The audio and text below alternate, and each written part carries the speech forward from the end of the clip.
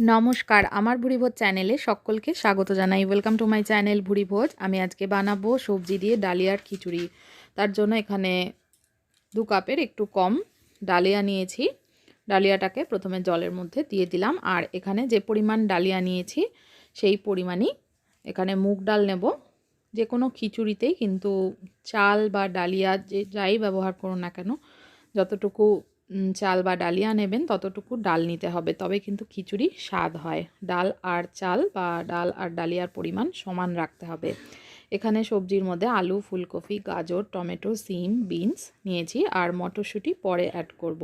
প্রথমে ডালটাকে লাল করে ভেজে নেব। এবার ওই জলের মধ্যে ডালটা দিয়ে দিলাম। ডালিয়া এবং ডাল দুটোই ভালো করে ধুয়ে নেব 2-3 বার। এবার কড়াইতে সর্ষের তেল দিয়ে দিচ্ছি। সর্ষের তেলটা ভালো করে গরম করে নিতে হবে। এবার সর্ষের তেলে দিয়ে দিলাম 2টো তেজপাতা, একটা শুকনো লঙ্কা ভেঙে দিয়ে দিলাম। একটু প্রথমে তেজপাতা আর শুকনো লঙ্কাটাকে সর্ষের তেলে ভেজে নেব। তারপরে আমি এর মধ্যে 5 ফোড়ন দিয়ে দিলাম। 5 ফোড়নটাকে ভেজে নেব। খিচুড়ির ফোড়ন কিন্তু খুব ভালো করে ভেজে নিতে হবে, তবেই স্বাদ হবে। অল্প একটু হলুদ গুঁড়ো দিয়ে দিলাম। দিয়ে এবার সমস্ত সবজিগুলো দিয়ে দিচ্ছি। ফুলকপি, সিম, টমেটো, গাজর, আলু, বিনস সমস্ত কিছু একসাথে দিয়ে দিলাম। চাইলে এর মধ্যে আপনারা কুমড়ো, মূলো আরও শীতের সবজি অ্যাড করতে পারেন।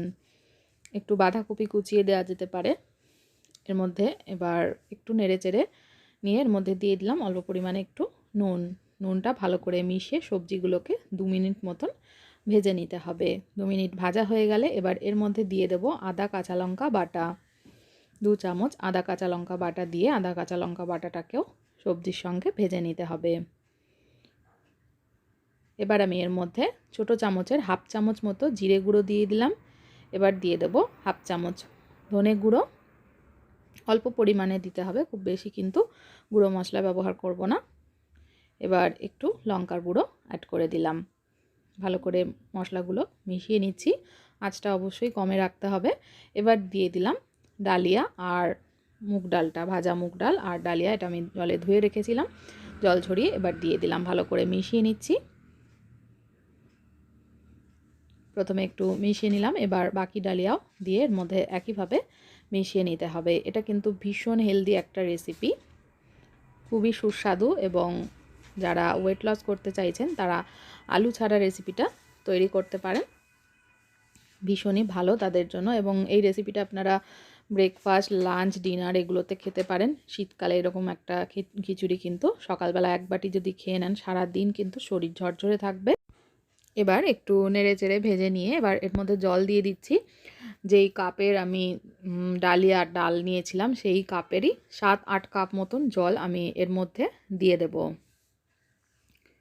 জলটা ভালো করে মিশিয়ে নিয়ে ডালিয়াটাকে আর ডালটা এবং বাকি সমস্ত সবজি সেদ্ধ করে নিতে হবে। এখানে যে আমি আগেও বলেছি যে কাপটা ব্যবহার করেছি সেই কাপে 7-8 কাপ জল দিতে হবে।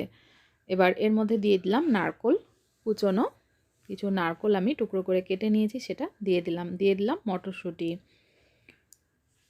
যদি জলে পরে প্রয়োজন হয় সেক্ষেত্রে একটু গরম জল পাশে করে রাখতে হবে, সেটা ব্যবহার করতে হবে। যদি মনে হয় খিচুড়িটা বেশ ঘন হয়ে গেছে, একটু পাতলা করতে হবে, সেক্ষেত্রে গরম জল পরে অ্যাড করতে পারেন। এর মধ্যে আরও একটু নুন দিয়ে দিলাম। প্রথমে সবজি ভাজার সময় নুন দিয়েছিলাম, এবার বাকি নুনটা দিলাম। এবার ভালো করে সমস্ত কিছু মিশিয়ে এটাকে সেদ্ধ করে নিতে হবে। 15 থেকে 20 মিনিট লাগবে সেদ্ধ হতে। এবার দিয়ে দিলাম শেষে চিনি। সবজি এবং খিচুড়ি, ডালিয়া ও ডাল সেদ্ধ হয়ে যাওয়ার পরে আমি চিনিটা অ্যাড করলাম। চিনিটা ভালো করে মিশিয়ে নিচ্ছি। যারা ডায়াবেটিক পেশেন্ট তারা চিনিটা আর আলুটা বাদ দিয়ে এই রেসিপিটা তৈরি করে খেতে পারেন, ভীষণ হেলদি এবং টেস্টিও হয়। এবার শেষে একটু অল্প ঘি দিয়ে দিলাম। ঘিটা ভালো করে মিশিয়ে নেব। নামানোর আগে অবশ্যই এটার নুন আর মিষ্টিটা চেক করে নিতে হবে। ঘিটাকে ভালো করে মিশিয়ে নিচ্ছি।